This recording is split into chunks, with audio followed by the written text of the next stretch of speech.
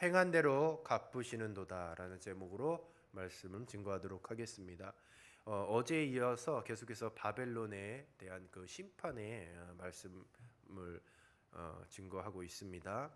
예레미야 50장 특별히 바벨론에 대한 심판과 오늘 이 본문 말씀에는 이스라엘과 유다의 회복에 대한 그런 예언까지도 포함이 되어 있습니다. 오늘 이 본문은 두 단락으로 이렇게 구분이 되어 있어요. 11절부터 16절까지는 바벨론의 멸망에 대하여서 예언된 말씀이고, 또 17절에서 20절까지는 이스라엘의 회복이 기록되어 있습니다. 주전 605년에 아수르가 멸망했고요. 또 주전 539년에 바벨론이 멸망을 합니다. 이들은 모두 지중해 동편을 차지했던 그런 대제국이었어요. 이런 큰 나라들이 그 망할 때, 그럼 주변의 이 약소국들은 이 패권 국가의 멸망과 또 새로운 이 등장의 그런 역사적인 전환점에 늘 조심해야 됩니다. 왜냐하면 항상 그런 역사의 소용돌이 속에 이 작은 국가들은 이렇게 휘둘리게 되어 있어요. 이런 격변의 시기 가운데에 지금 이스라엘도 같이 이미 바벨론에게 망한 그런 상태인 거죠. 이스라엘은 이런 상황 가운데에 더욱더 여호와를 의지하는 신앙을 놓지 말아야 될 것이고, 그것을 계속해서 말씀하고 있는 것입니다. 그러면서 계속 이 예레미야에서 중심되는 핵심 중에 한 가지는 역사를 움직이시는 하나님이에요. 그래서 이런 많은 패권 국가들이 나오는데 그 많은 나라들이 망합니다. 망하는 것이 때로는 하나님이 들어 쓰실 때도 있고 또 망하게 하실 때도 있어요. 결국 망하는 이유는 뭐냐? 하나님 앞에 겸손하지 못해서 그런 것이에요. 바벨론은 하나님의 도구로 쓰임을 받았던 나라이기도 합니다. 하나님께서 바벨론을 도구로 사용하셔서 바로 이스라엘과 유다를 징계하셨어요. 그러니까 하나님의 백성을 치시는데 바벨론을 들어 사용하셨던 것입니다. 그런데 바벨론은 교만하여졌고 또 그들의 잔혹함으로 인하여서 결국 하나님께 심판 받을 것입니다. 예레미야 25장 8절에서 11절에 보면 바벨론 왕 느부갓네살을 향하여서 내 종이다라고 그렇게 말씀하고 있어요. 이스라엘을 징계하기 위해 보내셨다는 것이죠. 또 이사야 10장 5절에서 7절 말씀에 보면 아수르를 향해서는 하나님의 진노의 막대기로 그렇게 묘사하고 있습니다. 바로 북이스라엘을 징계하시는데 아수르를 사용하셨던 것이에요. 바벨론도 그랬고 아수르도 그랬고 결국 그들의 교만 때문에 심판을 받았습니다. 북이스라엘은 교만하여서 아수르에게 심판받았고, 또 남유다와 아수르는 또 하나님 앞에 교만하여서 바벨론에게 심판받았어요. 근데 이 바벨론도 주님 앞에 교만하여서 이 메데파사, 페르시아라고 하죠. 이 나라에 패망하게 됩니다. 결국 이 교만함과 잔혹함으로 인하여서 심판을 받게 돼요. 여기에는 여지가 없어요. 하나님의 백성도 여지가 없습니다. 그 누구도 하나님의 원리 원칙대로 행한 대로 갚으시는 거예요. 11절에서 16절은 바벨론의 멸망에 대해서 소개하고 있어요. 특별히 바벨론을 가리켜서 내 소유를 노략하는 자들이라고 그렇게 설명하고 있습니다. 여기서 이 내 소유를 이스라엘을 의미하고 있어요. 이스라엘을 하나님의 소유, 여호와의 소유인 이스라엘을 노략했는데도 바벨론은 기뻐하고 있었습니다. 그래서 그것을 하나님께서는 기뻐하지 않으셨던 거죠. 신명기 32장 9절에 보면 이스라엘을 향해서 여호와의 분깃이라고 얘기해요. 또 자기의 백성이라고 얘기하고 그의 기업이라고 설명을 합니다. 그러니까 이스라엘은 결국 하나님의 백성이고 하나님의 기업이고 또 여호와의 분깃이었어요. 물론 이스라엘이 교만하여서 하나님은 바벨론을 통하여서 이제는 징계를 하시고 침략을 통해서 또 심판을 하시지만, 그러나 하나님이 그 하나님의 백성을 심판하실 때는 그 마음이 기쁘지는 않으셨던 거죠. 사랑하는 자녀를 채찍질하는데 기쁘고 즐거운 부모가 어디 있겠습니까? 그런데 그 하나님의 회초리로서 쓰임을 받는 이 바벨론은 하나님의 백성을 심판하는 도구로 쓰임 받으면서 기뻐하고 즐거워했던 것이죠. 그것을 통해서 하나님이 기뻐하지 않으셨어요. 분노하셨던 것이죠. 계속해서 바벨론을 동물로 비유하고 있습니다. 타작하는 송아지로 비유하고 있어요. 곡식을 털기 위해 일하는 소를 가리키는 것이죠. 예언서에서 이제 타작하다라는 그런 단어가 많이 등장하는데, 예언서에서는 필히 타작하다는 것은 바로 심판을 상징하고 있습니다. 심판의 모습을 나타내고 있어요. 과거에 여호와의 타작하는 송아지 같이 이리 뛰고 저리 뛰고 막 기고만장하고 날뛰는 것이 바벨론이었다고 한다면, 이제는 그 바벨론이 심판의 대상이 된다라는 것이에요. 또 바벨론을 강한 군마로 그렇게 묘사하고 있습니다. 바벨론은 이 바벨론 기병대가 굉장히 유명했었어요. 소리를 지르며 전쟁터를 휘젓는 그런 강한 군마였다고 한다면, 또 이런 모습이 적군을 겁에 질리게 만들었어요. 근데 이런 상황이 바뀌어서 이제 바벨론은 심판의 대상으로 전락하고 말았습니다. 바벨론은 아수르를 무너뜨리고 고대 근동의 패권을 잡았고 모든 나라들보다 으뜸이 되었어요. 그런데 이제는 심판받아서 오히려 수치와 치욕을 당하는 꼴찌가 되어버렸습니다. 고린도전서 10장 22절 말씀에 보면, 그런즉 선줄로 생각하는 자는 넘어질까 조심하라 라고 경종을 울리고 있습니다. 하나님께 쓰임 받는다라는 것은 굉장히 기쁜 일이죠. 그런데 그 쓰임 받는 것을 통하여서 교만하면 절대로 안 돼요. 오히려 하나님께 쓰임 받는 것이 구원의 조건이 될 수는 없습니다. 오히려 하나님께 쓰임 받는 것은 은혜입니다. 하나님께 쓰임 받고 나를 하나님의 백성으로서, 구원받은 백성으로서 삼아 주신다는 것은 어떤 우리의 특권이라기보다는 더욱더 하나님의 은혜임을 깨닫고 겸손해야 한다라는 것이죠. 우리가 인생을 살면서 어떤 많은 일들이 참 좋게 풀리고, 때로는 손에 많은 물질을 갖게 되고 원하는 대로 인생이 잘 되었지. 또 이제 어떤 목회자 입장에서는 교회가 부흥이 되고, 막 교회가 번창을 하고 막 그런 일들이 벌어진다는 거죠. 그래서 많은 주의 종들 가운데에 이제 그런 부흥을 맛보다가 이제 넘어지는 경우도 많이 보게 되어지는 거죠. 어떤 목회자뿐만 아니라 그리스도인들도 마찬가지인 거죠. 어떤 일들이 잘 되고 그러다 보면 이제 하나님의 은혜를 생각하기 이전에 막 기고만장해 있어. 하나님이 없는 것처럼 생각이 들어집니다. 우리도 대화해 보면 알잖아요. 아유, 좀 겸손하지 못하시구나. 대화해 보면 알잖아요. 하나님은 얼마나 더 잘 아시겠습니까? 근데 하나님께서는 이런 부분을 굉장히 민감하게 생각을 하고 계셔요. 바벨론은 광야가 될 것이라고 선언을 하고 있습니다. 이 바벨론이 어디에 있었냐? 바로 이 메소포타미아, 그러니까 티그리스와 유프라데스 강이 흐르는 지역에 위치했어요. 이 강이 있다라는 것은 바로 문명의 발상지인 거죠. 항상 강이 있다는 것은 풍요로움의 상징이었습니다. 그러니까 강 주변에는 언제나 잘 살 수밖에 없는 그런 환경이었어요. 그런데 그런 바벨론이 광야가 될 것이라고, 황무지가 될 것이라고 선언하였어요. 더 이상 사람이 거주할 수 없게 될 것이라고 말하고 있습니다. 바벨론이 망하는 것은 이게 인간적인 눈으로 보면 기적이에요, 기적. 망할 수가 없는 나라입니다. 그런데 하나님께서 심판하셨어요. 왜? 겸손하지 못했기 때문에.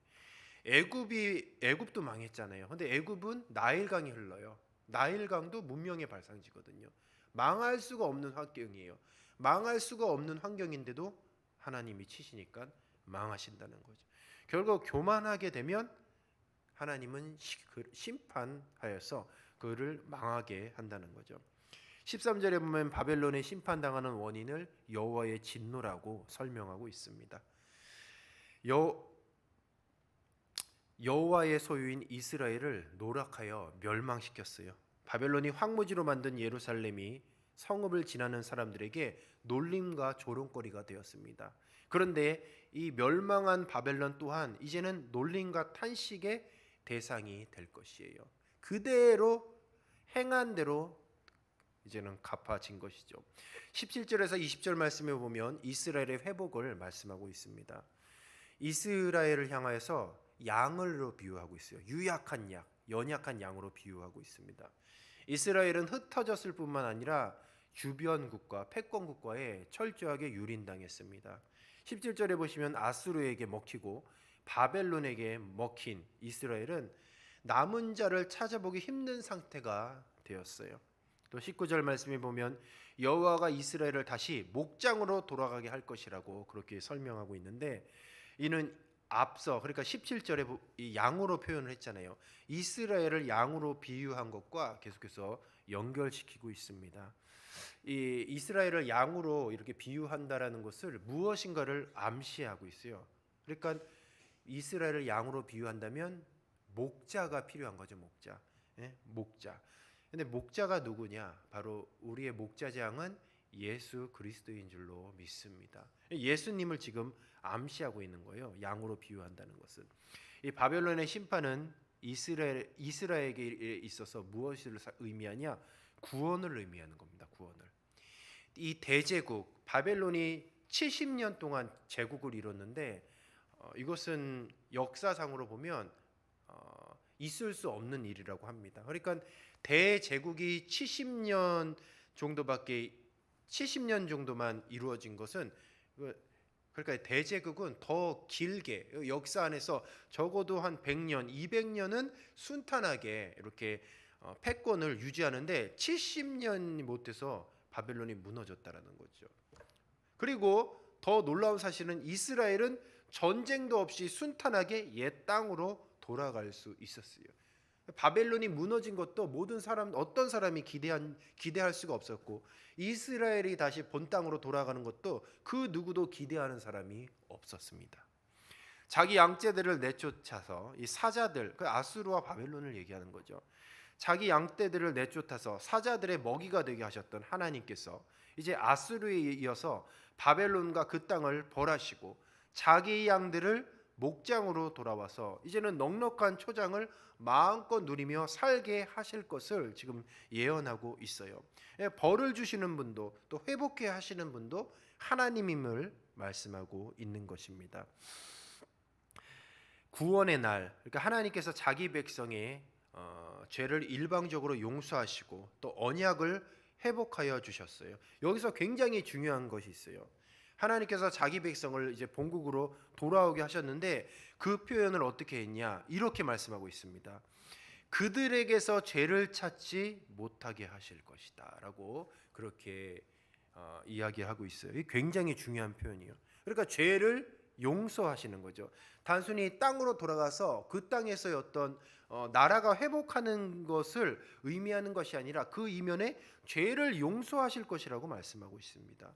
이 죄의 용서가 무엇입니까? 바로 관계의 회복을 의미하는 거예요. 그리고 죄 용서한 것뿐만 아니라 그 땅까지도 회복된다고 했어요. 이 땅의 회복이 무엇을 의미하냐면 바로 관계의 회복됨으로 인하여서 누리는 복을 의미하는 거예요. 그러니까 관계가 다시 회복될 뿐만 아니라 그 회복된 관계에서 다시금 하나님께서 베풀어 주실 복까지 누리는 것까지를 의미하는 거죠. 그러니까 용서하신 것뿐만 아니라 신분까지 회복시켜 주시겠다는 거예요. 마치 탕자가 돌아왔을 때에 탕자는 이제 염치가 없으니까 자기를 종의 한 사람으로 아버지한테 그냥 자기를 종의 한 사람을 여겨 달라고 했는데 아버지는 탕자가 돌아왔을 때 안아주시고 아들의 지위를 다시 회복시켜 주셨어요. 바로 그겁니다. 이스라엘 백성에게 있어서 그냥 다시 본국으로 돌아간 것뿐만 아니라 다시금 하나님의 백성으로서 그 땅 가운데서 누릴 수 있는 많은 복들을 누리게 해 주셨던 것이죠. 이스라엘은 다시 고향으로 돌아가서 이제는 일상으로 살아갈 것입니다. 100년이 되지 않아 대제국이 무너진 것이 놀라운 일이죠. 근데 이스라엘이 70년 만에 다시 고향으로 돌아간 것도 놀라운 일이에요. 그런데 더 놀라운 것이 무엇이냐? 바로 죄악투성이인 이스라엘과 유대 그러니까 유다 사람들에게 더 이상 죄를 찾을 수 없다는 것입니다. 그러니까 하나님께서 용서하셨기 때문이에요. 그러니까 가장 놀라운 것은 무엇이냐?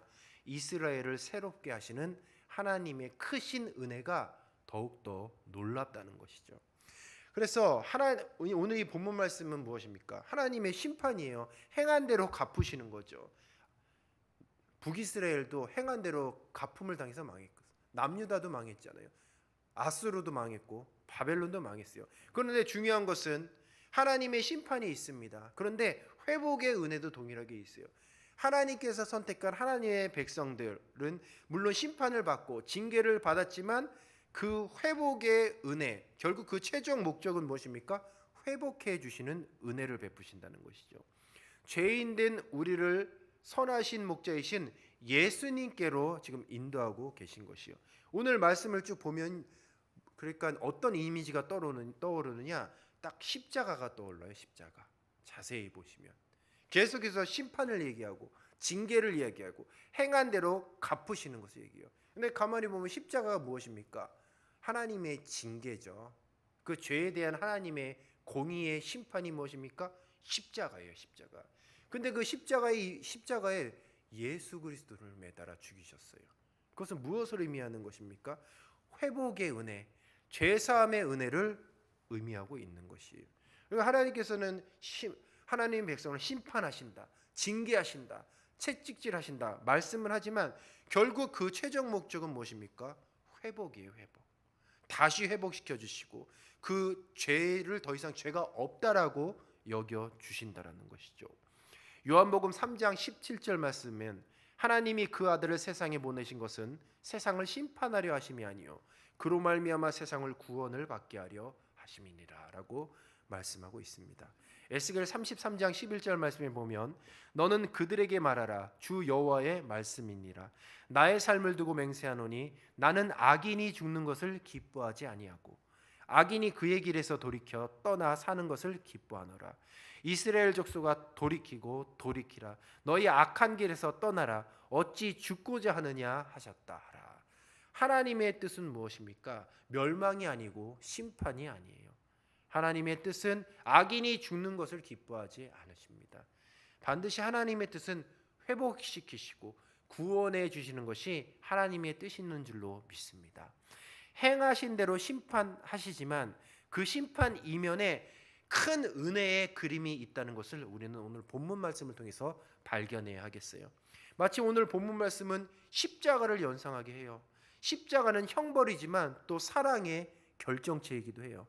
행하신 대로 심판하신다면 저와 여러분도 이 자리에 있을 수가 없어요. 비록 심판하시더라도 그 끝은 치유와 회복으로 은혜를 베풀어 주신다는 거예요.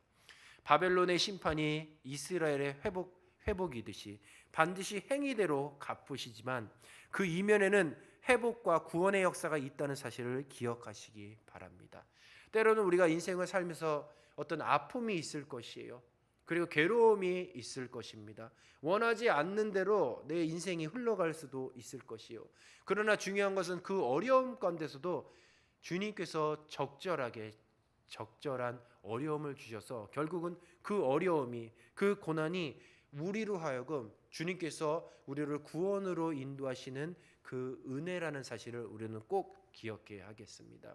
결국 심판도 하나님의 은혜, 인생의 채찍들로 하나님의 은혜, 인생의 어려움과 고난도 하나님의 큰 은혜 가운데에 다 포함이 되어져 있는 것이죠. 오늘 우리가 찬송가 439장 찬송을 했죠. 4절 가사가 이렇습니다. 십자가에 가까이 의지하고 서서 천국 이를 때까지 항상 머물겠네. 그렇죠. 4절의 가사가 그거예요. 천국에 이를 때까지 우리가 머물 곳이 어디냐? 바로 십자가라는 거예요. 십자가. 우리는 십자가를 붙들어야 하는 줄로 믿습니다. 왜 십자가를 붙들어야 하느냐? 우리가 교만하지 않기 위해서. 십자가가 무엇입니까? 하나님의 공의예요. 죄에 대한 심판입니다. 그리고 그 죄를 용서하신 우리 주님의 크신 사랑인 것이죠. 우리가 천국에 이를 때까지 우리가 붙잡아야 될 것은 바로 이 세상의 성공도 아니에요. 이 세상에 뭐 잘 되는 것도 아니에요. 때로는 내가 늙고 때로는 병들고 또 인생의 여러 고난이 찾아올지라도 그것에 개의치 않고 우리는 끝까지 십자가를 붙들고 주님 앞에 겸손히 설 때에 우리 주님은 우리를 저 영생, 저 고통이 없는 천국으로 우리를 안전하게 인도해 주실 줄로 믿습니다. 말씀을 마치겠습니다. 바벨론의 심판이 이스라엘의 회복을 의미하듯이 반드시 행위대로 갚으시지만 그 이면에는 회복과 구원의 역사가 있다는 사실을 꼭 기억하시기 바랍니다. 오늘도 십자가의 은혜에 감사해서 스스로 선줄 생각하며 교만하게 살고 있지는 않은지 우리가 스스로를 돌아보며 오늘도 겸손의 끈을 단단히 조이시고 늘 십자가 곁에서 십자가의 은혜를 생각하며 그 은혜에 충만히 젖어서 사시는 저와 여러분이 되시기를 주님의 이름으로 축복합니다. 이 시간 우리 말씀 붙잡고